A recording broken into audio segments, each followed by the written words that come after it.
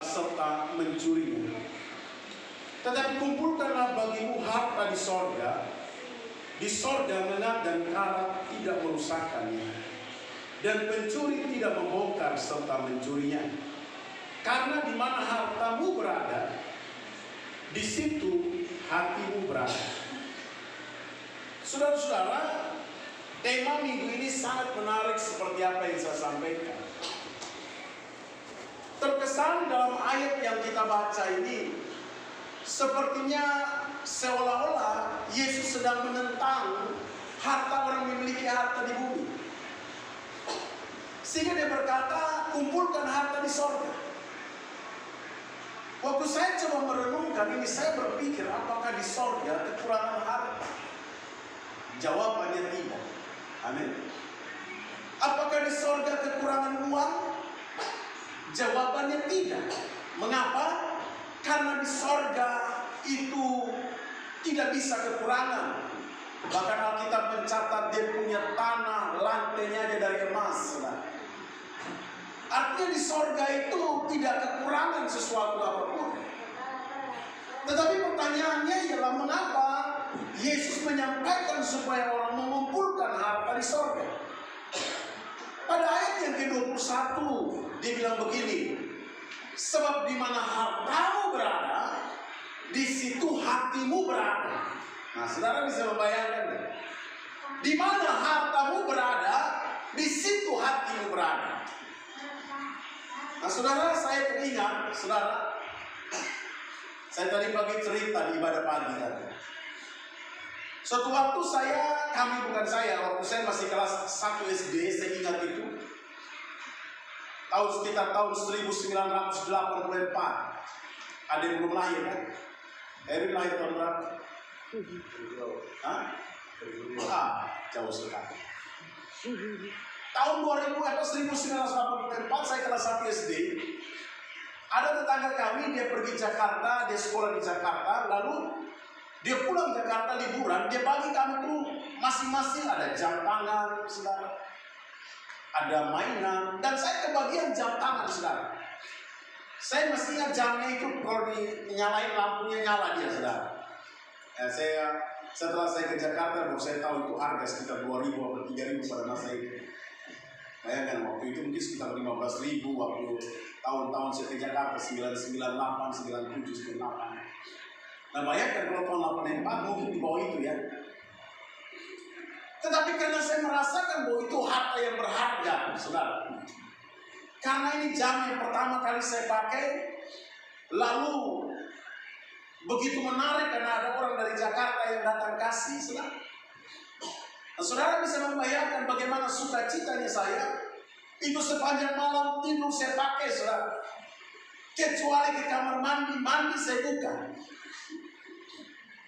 Lebih daripada itu saya pakai. Kalau ke sekolah saya kasih tunjuk teman-teman. Saudara, saya membayangkan, saudara, setiap malam saya masih ingat, saudara, saya ingat sekali. Berapa jam sekali, 2 jam sekali saya bangun lalu saya lihat jam itu, saudara. Saya tidak tahu saudara pernah mengalami itu atau tidak. Tetapi saya merasakan seperti itulah. Di mana hartamu berada, di situ hati dan pikiranmu ada di situ. Saya pertama kali beli handphone itu tahun 2006. Saya pelayanan sekian tahun, lalu saya kumpul uang, saya bisa beli handphone. Saya ingat handphone waktu itu harga 600.000, saudara. Lumayan bagus pada waktu itu. Dan setiap kali saya tahu di mana, saudara, wah itu hati saya kalau saya lagi kemana, itu hati saya selalu berpikir handphone. Saudara, saya bisa membayangkan, saudara, bagaimana pertama kali kita bisa pegang barang yang agak sedikit mahal. Saya tidak tahu, saudara, bagaimana pengalaman saudara. Tapi benarlah kita sampaikan di mana hartamu berada, di situ hatimu berada. Saya pernah lihat satu kali ada orang beli motor baru, saudara. Waduh, dia kalau lihat motor baru masuk di air sedikit dia lari. Baru beli motor, kena air sedikit dia lap, saudara. berkilat luar biasa, saudara. Benarlah kita dibilang, di mana hartamu berada, di situ hatimu berada. Maka Yesus berkata, kumpulkan harta di sorga. Taruh hartamu pada sorga. Siapa yang di sorga sana? Yesus. Waktu engkau taruh hartamu pada Yesus, saudara, bukan berarti engkau kasih uangmu, saudara, kepada Yesus. Nah, Yesus tidak butuh, saudara, punya uang. Tapi dia mau, saudara, supaya di mana itu berada, di situ juga engkau punya hatimu dan hidupmu untuk tertuju kepada Yesus. Makanya, saudara, mengapa Tuhan mau supaya taruh harta kita di sorga? Taruh harta kita kepada Yesus, supaya hati dan hidupmu tertuju kepada Yesus. Amin. Kalau tidak, Bapak Ibu Saudara, hidupmu akan tertuju kepada yang lain, bukan kepada Yesus. Saudara, banyak sekali orang-orang Kristen hari ini. Saya tidak sebut orang di luar sana, tapi banyak orang Kristen hanya demi mengejar yang namanya harta, mengejar yang namanya uang, melupakan Yesus, meninggalkan Yesus, saudara. Tidak lagi cari Tuhan dengan alasan orang sibuk kerja, toko rame, toko sibuk. Saudara dikasih dalam Tuhan, tadi pagi saya sampaikan, saudara, kenapa kita perlu cari Tuhan? Sebagian besar kita ini kan bukan pengusaha, saudara. Kita orang kerja dengan orang. Kalau Tuhan izinkan kita sakit, saudara, Tuhan izinkan kita mengalami masalah, kita nggak bisa kerja. Siapa yang kasih uang kita?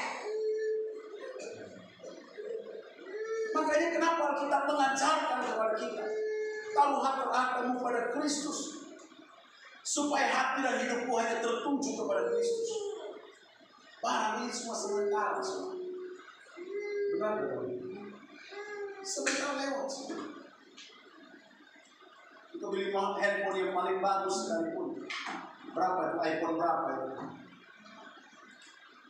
Iya kan? iPhone yang mahal-mahal itu.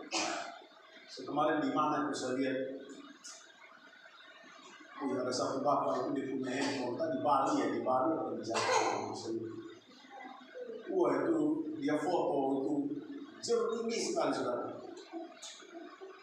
Foto saya langsung lihat, punya saya itu kayaknya kabur sekali, nggak ada tenang sekali. Saya itu semua cion.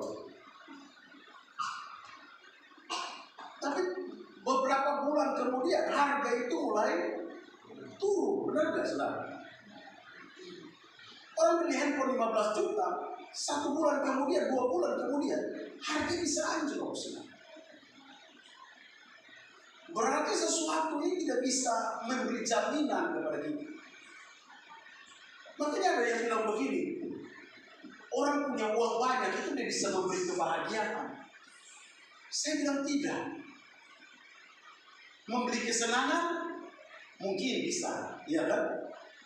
Engkau dapat uang banyak, engkau pergi ke diskotik, engkau beli arak, saudara, engkau beli apa, minuman yang mahal, sambil minum engkau goyang-goyang, fun gitu ya. Engkau bisa senang, tapi bahagia belum tentu, iya kan? Bahagia belum tentu. Kebahagiaan berasal dari Allah kita, iya kan? Waktu kita dekat dengan Tuhan, waktu kita cari Tuhan, hati kita tertuju kepada Tuhan, kita bahagia. Makanya saudara, suatu kali ada seorang rekan, dia bilang sama saya, Pak Simon, jangan pernah engkau hidup bergantung dengan gaji. Hidup bergantung kepada apa yang namanya berkat Tuhan. Berkat datang dari siapa? Dari Tuhan. Makanya hidupmu harus bergantung kepada siapa yang memberi. Ketika mata dan hidupmu bergantung kepada sesuatu di bumi ini, sebentar bisa lewat, sebentar bisa hilang. Tapi kalau engkau bergantung kepada Tuhan, Tuhanlah yang memberkati kita semua. Makanya ayat yang kita baca ini, Yesus mau mengingatkan kepada kita. Mengapa kita harus taruh harta kita kepada Tuhan?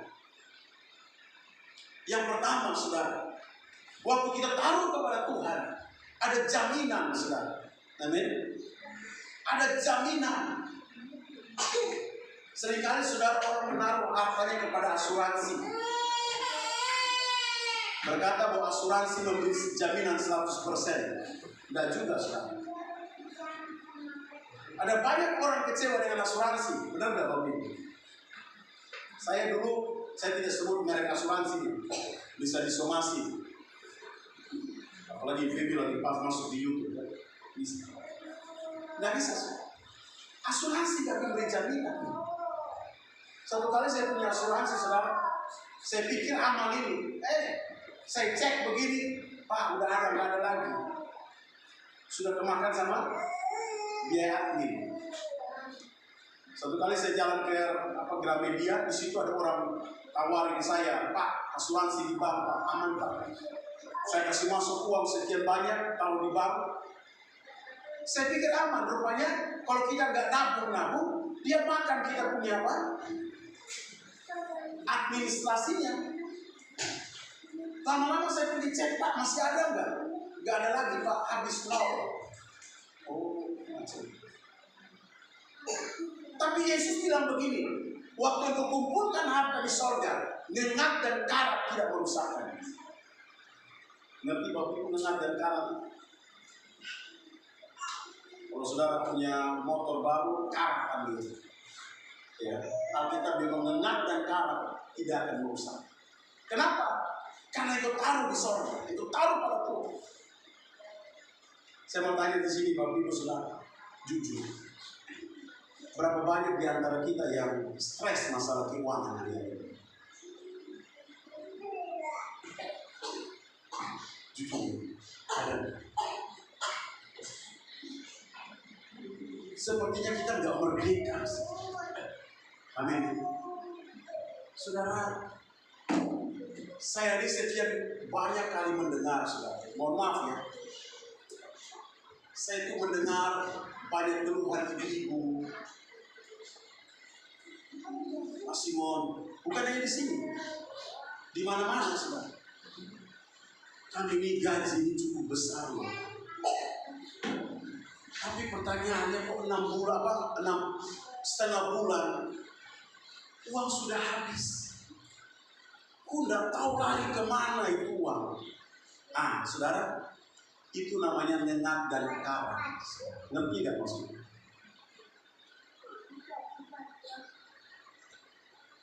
Masih belum sampai 10 hari, uang habis. Aku tidak tahu lari kemana uang itu. Itu namanya nengat dan karat. Alkitab bilang begini, berkat Tuhan bagi kita itu cukup sekali. Cukup. Karena dia tahu kebutuhan kita. Amin. Dia tahu saudara punya kebutuhan.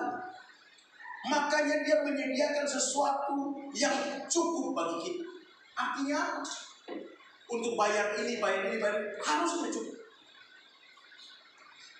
Persoalannya ialah kenapa tidak cukup? Kadang-kadang bapak-bapak mengeluh dengan saya. Bayar ini, habis. Saya harus sampaikan ini karena maki. Warga kerajaan Allah itu dia harus merdeka dari hal seperti itu. Nah pertanyaannya adalah kenapa nengat dan karat merusakkan? Saudara, yang pertama saya mau sampaikan kepada kita, terkadang kita tidak menikmati berkat itu karena kita tidak bersyukur. Bilang sama-sama tidak bersyukur. Ada nggak Bapak? Suami pulang bawa uang sedikit, tidak sesuai ekspektasi kita. Lalu mulut kita mulai panjang, saudara. Ibu-ibu, lalu mulai ngomel-ngomel di belakang, ngamuk-ngamuk. Dasar suami kurang ajar, bohong, dasar pemalas. Saudara, ternyata saya kemarin itu dengar, saudara, Ibu Vivi kan kuliah. Saya itu dengar satu pengajaran dari Ibu Nancy itu, saya pikir-pikir benar juga. Dia bilang begini, seringkali yang menjadi hambatan berkat Tuhan itu di mulut kita. Coba bilang sama-sama mulut. Pegang ini mulut. Mulut kita. Ini mulut kita kadang-kadang keluarin kata kutuk. Benar tak? Dapat gaji sedikit, bos gaji sedikit, lalu mulai marah-marah. Saudara, saya mau sampaikan kepada kita. Saya mau bilang, saudara, Anda punya kunci berkat. Ialah ketika engkau mendapatkan berkat apapun itu, engkau bersepakat bersyukur kepada Tuhan. Amin. Suami istri, dengarin. Waktu engkau dapat berkat, engkau bersama-sama dengan istrimu bersyukur, Tuhan, terima kasih. Aku punya berkat hari ini. Amin. Haleluya. Aku tahu di luar sana masih banyak orang yang membutuhkan seperti itu. Tapi kalau aku masih bisa punya hari ini, itu datang hari ini. Amin. Itu caranya, saudara. Itu caranya supaya kita bisa berkat-berkat yang kita miliki itu terus ada dalam hidup ini. Saya pernah mengalami masa-masa itu, saudara. Tapi saya mulai bertobat, saudara. Saya pernah cerita, saudara. Waktu kita masih memulai pelayanan awal, jemaat belum sebanyak ini. Suatu kali Bu Febi bawa uang, lalu dia bilang begini, ini uang persembahan. Saya ingat benar, 600.000. Ini loh berkatmu 1 bulan. Saudara, 600.000 mau bayar apa? Saya ingat Leoni punya uang sekolah 500.000. Belum Leona punya pempas, belum Leona punya susu, belum yang lain-lain, saudara. 600.000 bisa bayar apa? Istri saya nggak ada kerja. Saya marah, saudara. Saya masih ingat Ibu Febi tahu. Saya ambil itu uang, saya lempar di depan televisi. Wah, marah saya sama siapa? Sama Tuhan, saudara. Saya pikir-pikir bodoh sekali waktu itu. Kenapa aku marah itu? Saya duduk, saudara, saya kuat seperti bicara di hati saya. Berkat ini kan hidup kita yang Tuhan yang atur. Bukan uang itu yang atur kita. Amin, saudara. Tuhan yang atur. Saya mulai kumpulkan itu uang-uang semua yang 2.000, 5.000 itu, saudara. Saya kumpulkan. Lalu saya dengan istri berdoa, saudara. Saya mau sampaikan kesaksian ini. Sampai akhir bulan uang itu sudah terpakai. Dari mana itu, Bang? Tuhanlah sumber. Amin, saudara. Tuhan sumber berkat. Kenapa saya bisa ngomong seperti ini? Karena itu pengalaman saya, saudara. Saya takut ngomong dengan siapapun, saudara. Saya nggak berani minta. Dengan mertua saya nggak berani ngomong. Apalagi dengan orang tua saya. Saya takut, saudara. Waktu saya ngomong sama papa mama saya langsung jatuhan. Dia stres memikirkan saya. Akhirnya saya putuskan dengan istri, udahlah, kita bersyukur, berdoa. Dan saya melihat sampai dengan akhir bulan ini berkat itu tidak dipakai. Amin. Tuhan kirimkan dengan caranya. Ada banyak berkat-berkat yang Tuhan beri bagi kita. Dimulai dari mana, Bapak Ibu? Bersyukur. Amin. Mulai hari ini sampaikan ke suamimu, sampaikan ke istrimu. Ini berkat datang dari Tuhan. Kalau kita bersyukur sama Tuhan, Tuhan punya cara memberkati. Amin. Tuhan punya cara menyediakan yang kita butuhkan. Kebutuhan kita, saudara, Tuhan yang lebih tahu. Alkitab bilang begini, Allahku memenuhi segala keperluanmu menurut kekayaan dan kemuliaan. Amin.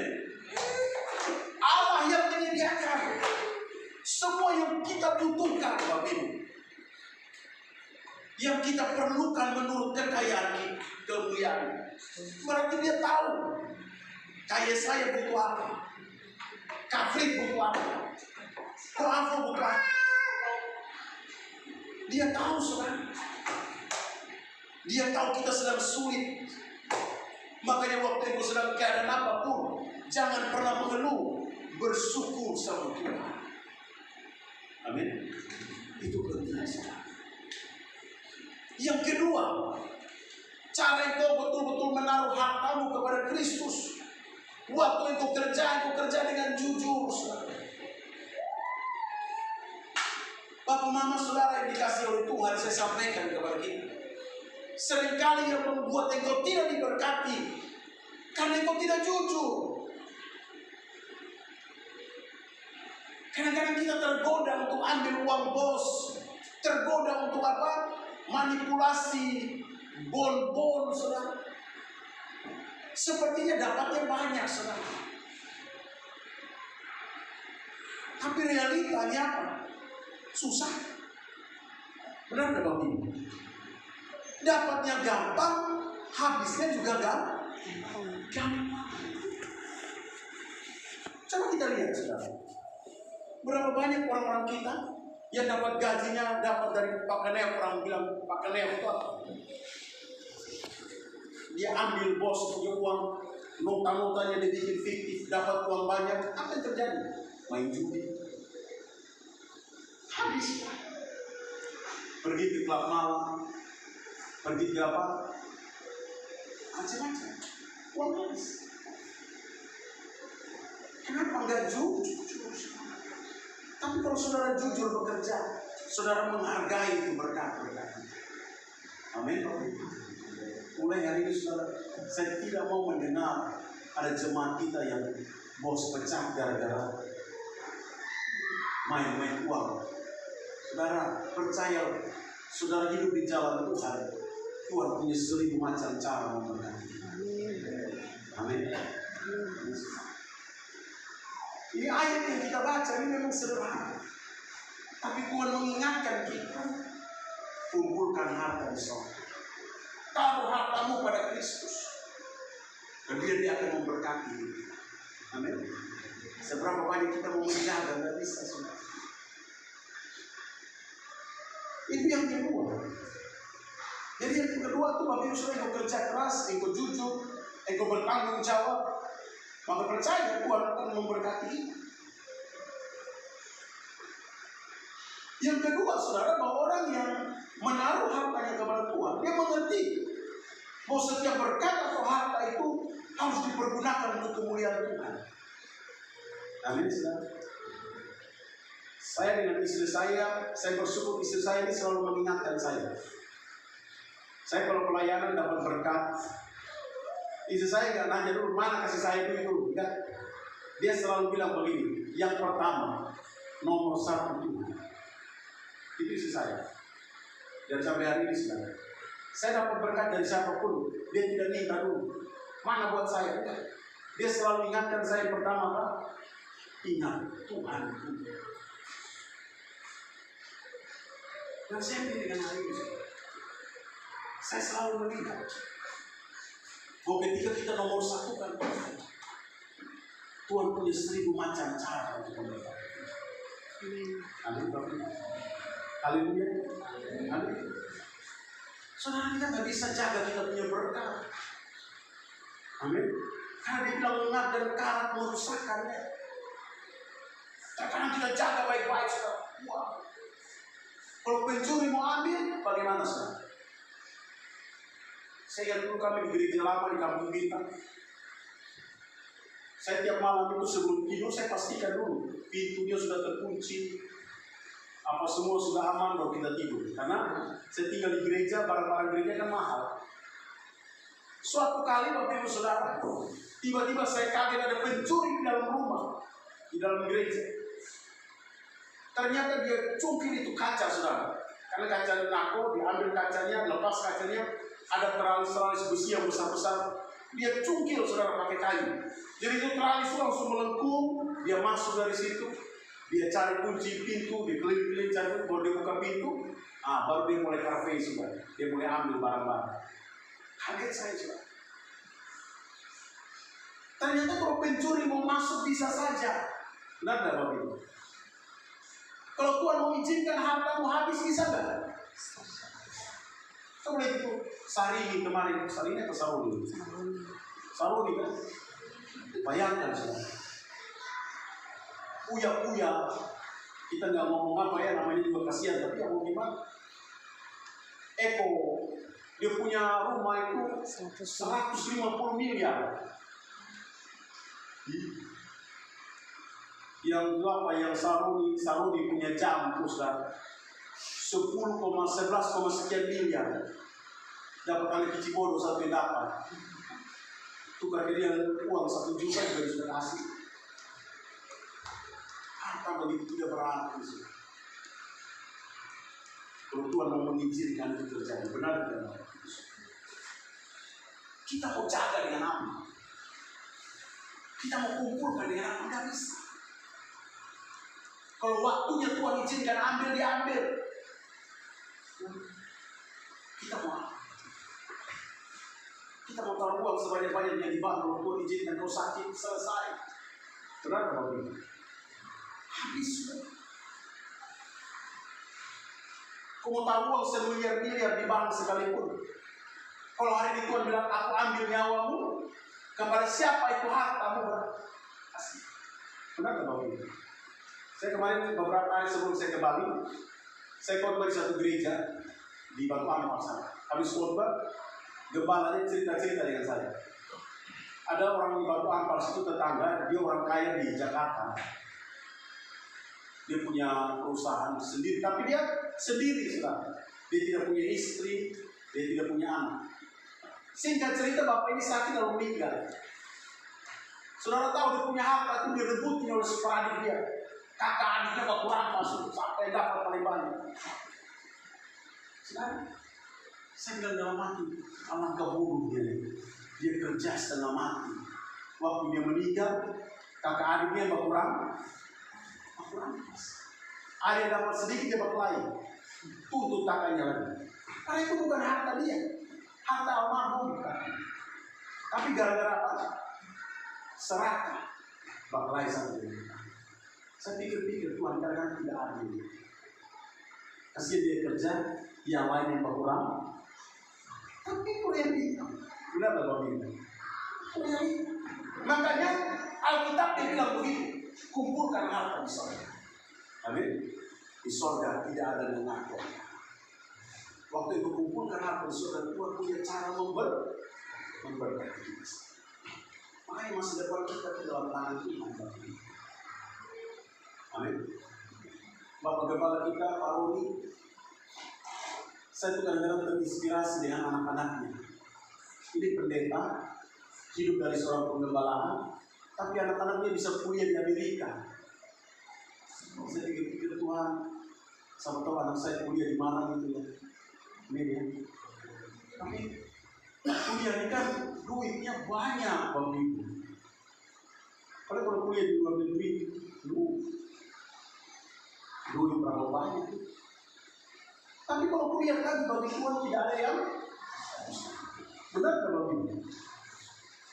Dulu saya ingat dulu waktu kami kecil-kecil dulu. Itu kalau lihat orang naik pesawat itu begini. Iya kan? Benar nggak Bapak Ibu? Kita pergi ke Jakarta itu pikir kapan ya kita bisa ke sana ya? Hari ini kayaknya gimana gitu ya Bapak Ibu ya? Tapi itulah berkat Tuhan buat kita. 30 tahun yang lalu saya nggak pernah bermimpi. Tapi hari ini kalau kita seperti ini, karena kita tahu Tuhan yang pegang masa depan. Makanya Bapak Ibu Saudara, berkat itu kita jaga baik-baik. Amin. Bapak-bapak, pergunakan berkat itu baik-baik. Amin. Gunakan baik-baik. Jangan engkau hambur-hamburkan kepada sesuatu yang membawa engkau jauh dari Tuhan. Hati-hati. Saya tidak larang saudara, tapi saya kadang-kadang sedih. Engkau dapat berkat, engkau habis-habiskan saudara. main-main apalah gitu kan, hambur-hamburkan, main di judi, minum-minum di apa macam-macam, berkatmu habis. Kalau engkau bilang begini, Tuhan hidup ini susah, bukan susah, amin. Kau yang bikin benar nggak Bapak Ibu? Benar nggak? Ibu-ibu mohon maaf, kalau suami mau kasih kodoi, jaga baik-baik itu uang, amin ya. Siapa di sini yang gajinya istri yang pegang, angkat tangan. Nah, kayak saya, Free, siapa lagi? Kang Simran kasih bini kan? 100% kan atau 70%? Ini saya cerita di sini, saudara. Tapi ini bapak kebetulan mereka sudah bertobat semua. Kami rockman. Lalu saya tanya bapak, Pak, siapa di sini yang tidak jujur dengan bini? Dapat uang kopi loy kok diam-diam? Semua angkat tangan. Saya pikir cuma satu ya, semua angkat tangan.